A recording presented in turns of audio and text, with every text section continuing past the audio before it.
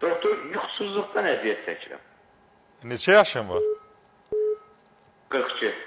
Neçə ildir belə yuxusuzluq? Hardasa 1 ildir. Nədən sonra yarandı? Bir stres keçirdin sonra yarandı, yoxsa nədən sonra yarandı? Bəli? Nədən sonra yarandı ilk yuxusuzluğun, yuxunun pozulması? Hər hansı bir hadisədir. Yəni bu məndə belədir. Yəni ki, nə ilə əlaqədardır da, yəni deyim ki, nədənsə sonra yaranıb beləncə. Əsəblər o. Əsəblər bəli. Bəli.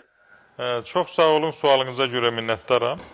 O yəni əsəblərində yuxu pozula bilir.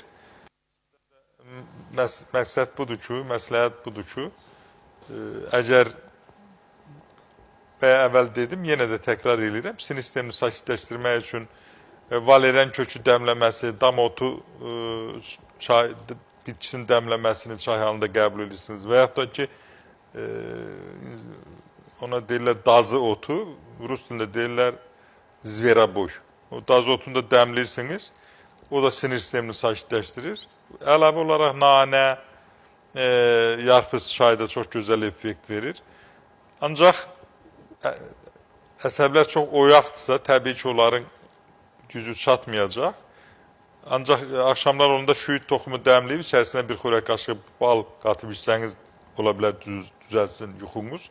Və yaxud da ki, isti suya bir xörək qaşığı bal qatın və qəbul edin.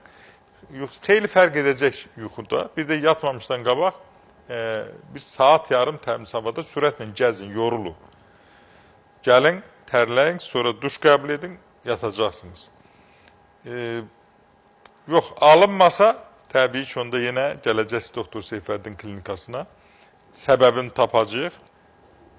Qurt xəstəliklərindən də ola bilər, nevrozlardan ola bilər, bəzən endokrin xəstəliklər nəticəsində pozula bilər yuxu. Digər də, yəni səbəbini tapacaq və ona Allahın köməyindən kömək eləyəcəyik. Çox sağ olun, sualınıza görə minnətdarım.